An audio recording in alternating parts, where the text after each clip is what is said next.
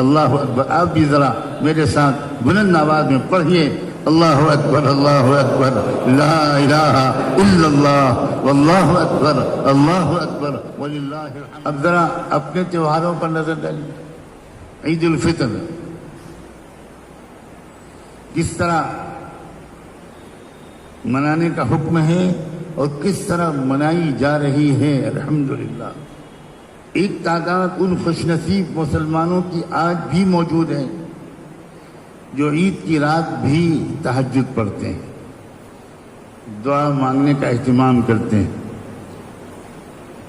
اس لیے کہ ان کے کان میں یہ بات پڑی ہے کہ رحمت دو عالم سرور کائنات سیدنا محمد رسول اللہ صلی اللہ علیہ وآلہ وسلم یہ بتا کر گئے ہیں کہ جس نے عید کی شب میں عید الفطر سے پہلے آنے والی رات میں بھی اللہ کا ذکر کیا اور اس رات میں کچھ جاگ کر اپنے رب کو رمضان کی راتوں کی طرح یاد کیا تو اس کے دل کو اللہ زندہ کر دیں گے. اور دل کا زندہ ہونا یہ تمام نیکیوں کا ضامن ہے. پھر صبح ہوئی, فجر کی نماز پڑھتا ہے مسلمان, اور اس کے بعد ارشاد یہ ہوتا ہے, اسلام کی طرف سے رہنمائی یہ ملتی ہے کہ رمضان کے دن پورے تم نے روزے میں گزارے, آج صبح عید الفطر کی صبح کچھ نہ کچھ ضرور کھاؤ. اس کے بعد تیار ہو جاؤ, غسل کرو, اچھے کپڑے پہنو, خوشبو لگاؤ اور عیدگاہ کی طرف نماز عید ادا کرنے کے لیے نکل جاؤ. اور نعرے لگاتے, شور مچاتے, تالیاں بجاتے, ڈھول بجاتے, ناچتے گاتے مت جاؤ, بلکہ ترانے توحید اللہ اکبر لا الہ الا اللہ واللہ اکبر وللہ الحمد پڑھتے ہوئے جاؤ. وہاں جا کر کیا کرو, عیدگاہ میں پہنچ کر نماز شکر, نماز عید ادا کرو. لتکبروا اللہ علی ما ہداکم ولعلکم تشکرون. اللہ کے ذکر پر مشتمل خطبہ سنو, بیان سنو, اور اس سے پہلے صدقہ فطر بھی ادا کر دو تاکہ کوئی کچا پکا گھر, کوئی جھوپڑی ایسی نہ رہے جو خوشیوں سے محروم رہے. اپنے ساتھ دوسروں کو بھی خوشیوں میں شریک کرو. اس کے بعد دن بھر ایک دوسرے سے ملو, ملاقاتیں کرو, مبارکباد دو, خوشیاں اللہ کا شکر ادا کرو. مسرتوں کا دن ہے, اور کیا انعام ملے گا تم کو, کس چیز کی طرف تمہاری توجہ ادھر بھی رہنی چاہیے. اللہ کے رسول نے فرمایا کہ عید الفطر کے مجمع کو دیکھ کر اللہ فرشتوں سے پوچھتے ہیں. یہی بات عید الاضحیٰ کی بھی ہے. فرشتوں سے پوچھتے ہیں کیوں آئے ہیں یہ لوگ, میرے بندے, یا کیوں جمع ہیں. اللہ کو سب معلوم ہے, لیکن محبت تذکرہ چاہتی ہے, محبت اظہار چاہتی ہے. مجھے اور آپ کو بھی کسی کا تذکرہ پسند ہوتا ہے تو جی چاہتا ہے کوئی بات چھیڑے. اتنے خوش ہوتے ہیں اللہ اس منظر کو دیکھ کر. فرشتے کہتے ہیں اللہ یہ آپ سے جنت مانگنے آئے ہیں, آپ کے عذاب سے چھٹکارا مانگنے آئے ہیں. اس وقت اللہ تعالیٰ کا عجیب الفاظ حدیث میں آتے ہیں, فَبِعِزَّتِي وَجَلَالِي وَعُلُوِّ مَكَانِي وَعُلُوِّ شَانِي أُشْهِدُكُمْ أَنِّي قَدْ غَفَرْتُ لَهُمْ. اپنی عزت کی قسم کھا کر کہتا ہوں, اپنے جلال کی قسم کھا کر کہتا ہوں, اپنی بلند مقامی کی قسم کھا کے کہتا ہوں، فرشتوں میں تم کو گواہ بنا کے کہتا ہوں کہ ان سب کو میں نے معاف کر دیا۔ اور ایک روایت میں اضافہ ہے، اور میں نے ان کو بھی معاف کر دیا جن کے لیے انہوں نے آج دعا مانگی۔ کیا عید الفطر ہے، کیا خوشی بھی، عبادت بھی، تہوار بھی، اللہ کا ذکر بھی، پاک صاف طریقہ، نہ شور نہ ہنگامہ، نہ رنگ نہ ناچ نہ گانا، نہ کسی پڑوسی کو اذیت۔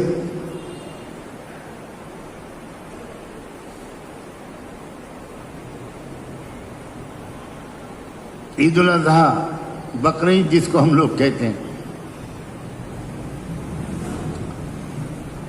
ایک خاندان گزرا ہے دنیا کے ہر خاندان کے لیے آئیڈیل خاندان۔ ہر خاندان میں ایک باپ، ایک ماں، ایک اولاد، اسی سے فیملی بنتی ہے۔ ہر فیملی کے لیے اللہ نے ایک فیملی کو نمونہ بنا دیا۔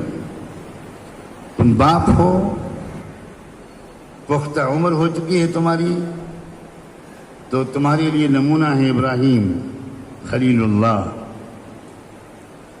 تم ماں ہو، تم عورت ہو، تو تمہارے لیے آئیڈیل ہے ہر عورت کے لیے میری بندی ہاجرہ۔ تم نوجوان ہو، اولاد ہو، نور نظر، نور چشم، لخت جگر ہو، بڑھاپے کا سہارا ہو اپنے باپ کا، تو تمہارے لیے نمونہ ہے اسماعیل۔ کیا شاندار فیملی ہے۔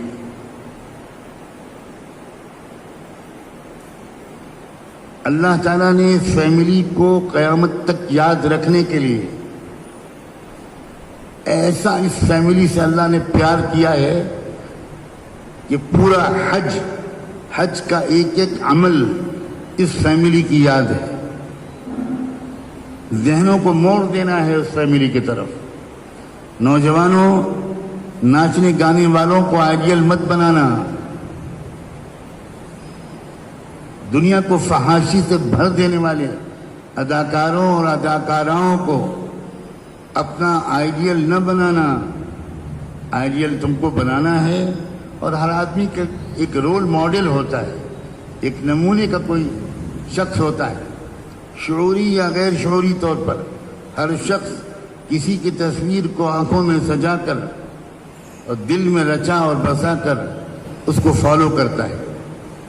وہ بال کٹاتا ہے اس کے طریقے پر، وہ لباس پہنتا ہے اس کے طریقے پر، وہ چلتا پھرتا اٹھتا بیٹھتا بولتا ہے اس کے طریقے پر، چاہے اس آدمی کو یہ پتہ نہ ہو کہ میں کسی کی نقل کر رہا ہوں، لیکن یہ ڈیپ انسائٹ انسان کی اندرونی فطرت ہے کہ وہ کسی نہ کسی کی نقل کرتا ہے۔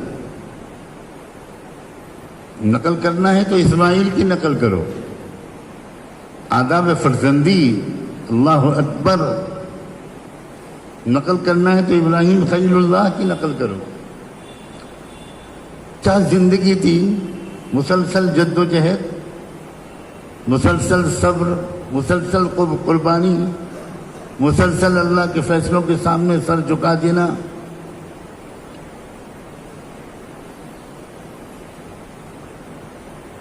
سمجھانا بجھانا شروع کیا اپنے وطن کے لوگوں کو، اپنے گھر والوں کو، تو آگ میں ڈال دیے گئے، ہلاک کرنے کی پوری کوشش کی گئی، مگر سلام ہو ابراہیم علیہ السلام پر کہ اللہ تعالیٰ نے اس بندے کی قربانی اور عزم اور حوصلے کی قدر کرتے ہوئے براہ راست حکم دیا آگ کو، یا نار کونی بردم و سلامن علی ابراہیم۔ آج میں تجھے حکم دیتا ہوں، اس بندے کو جلانے کے بجائے بردن و سلامن، آگ تو گرمی پیدا کرتی ہے، اور اللہ کہہ رہے ہیں آئے آگ کونی بردن، تو ٹھنڈک کا سامان بن جا۔ ابراہیم علیہ السلام جب آگ میں ڈالے جانے والے تھے تو روایات کہتی ہیں کہ فرشتے حاضر ہوئے، اور کون کون حاضر ہوا لمبی بات ہے. ابراہیم علیہ السلام نے کہا سنو، میرا رب مجھے دیکھ رہا ہے، مجھے تم سے کچھ نہیں کہنا، میرا رب میری مدد کرے گا، مجھے جو کہنا ہے میں رب سے کہہ رہا ہوں. اللہ اکبر. اسی لیے علماء نے لکھا کہ اللہ تعالیٰ کا جو نظام ہے اس کے ہٹ کر اللہ نے خود آگ کو حکم دیا، ورنہ آگ کے نظام کو چلانے والے فرشتوں کو حکم دیتا اللہ. لیکن اللہ نے ابراہیم علیہ السلام کی محبت، توحید و توکل کی قدر کرتے ہوئے سیدھے آگ سے کہا قلنا یا نار کونی بردا و سلاما علی ابراہیم. ہم نے کہا، کہلوایا نہیں.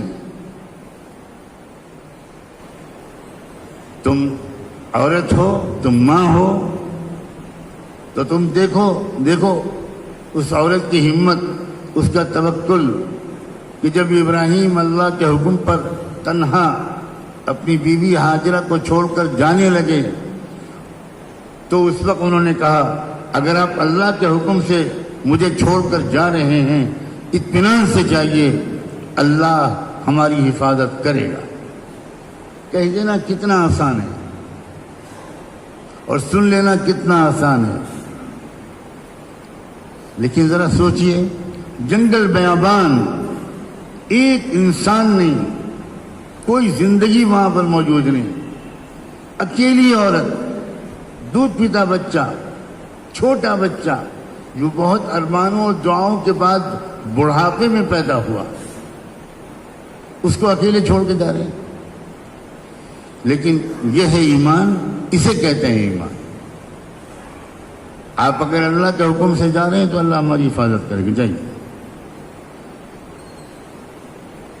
اور اسماعیل نوجوان، اللہ اکبر، اس عمر میں جو تمنائیں ہوتی ہیں مستقبل کی، ارمان ہوتے ہیں، یہ کروں گا، وہ کروں گا، یہ کروں گا، وہ کروں گا، اس عمر میں اچانک باپ اپنے بیٹے سے کہتا ہے، ابراہیم اسماعیل سے کہتے ہیں یا بنی انی ارا فی المنام انی اذبحک، مسلسل خواب میں دیکھ رہا ہوں کہ میں تم کو ذبح کر رہا ہوں، لیکن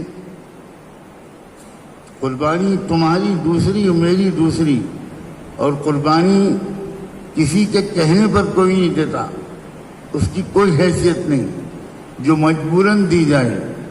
اس لیے تمہارا کیا خیال؟ باپ بیٹے سے پوچھتا ہے، بیٹا کہتا ہے یا ابت افعل ما تؤمر. ابا جان، اللہ کا حکم اور اس کے بعد میری رائے، آپ تو اللہ کا حکم پر عمل کیجیے اور آپ دیکھیے گا ستجدنی انشاءاللہ من الصابرین. آپ دیکھیے گا کہ میں کس طرح اپنی گردن پیش کرتا ہوں. بوڑھا باپ اپنی آنکھوں پر پٹی باندھ دیتا ہے اگر یہ روایات صحیح ہیں تو، اور لٹا دیتا ہے بیٹے کو اور چھری تیز کر کے گردن پر چلاتا ہے، اور قرآن اس کا منظر کھینچتا ہے فلما اسلما وتلہ للجبین. جب دونوں نے اللہ کے حوالے اپنے آپ کو کر دیا، وتلہ للجبین، اور پیشانی کے بل پر باپ نے بیٹے کو لٹا دیا،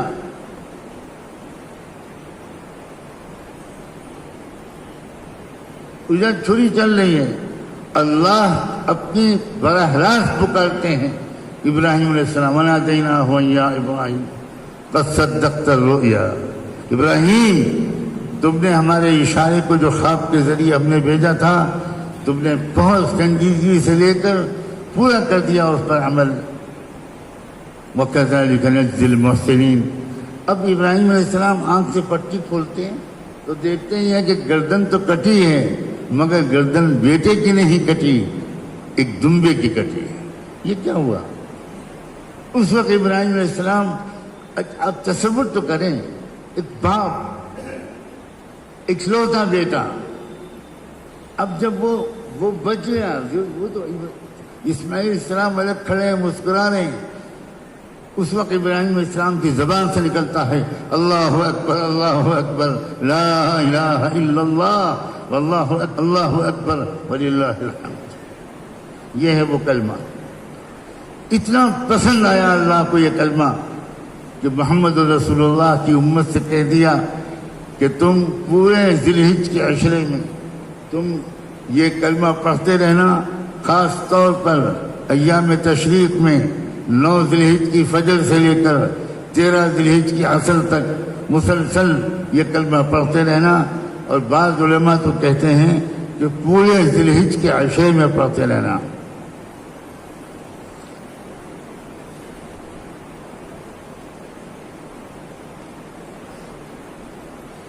بلکہ یہی نہیں، یہاں ہمارے ملک میں رواج نہیں ہے، میں نے عرب ملکوں میں دیکھا اس کا رواج زندہ ہے، اور یہ بالکل صحیح ہے کہ ان 10 دنوں میں مسلمان ایک دوسرے سے ملاقات کرے، گھر پہ آئیں جائیں، بچوں سے ملیں، کسی سے ملاقات ہو تو سلام کے بعد اللہ اکبر لا الہ الا اللہ واللہ اکبر وللہ الحمد۔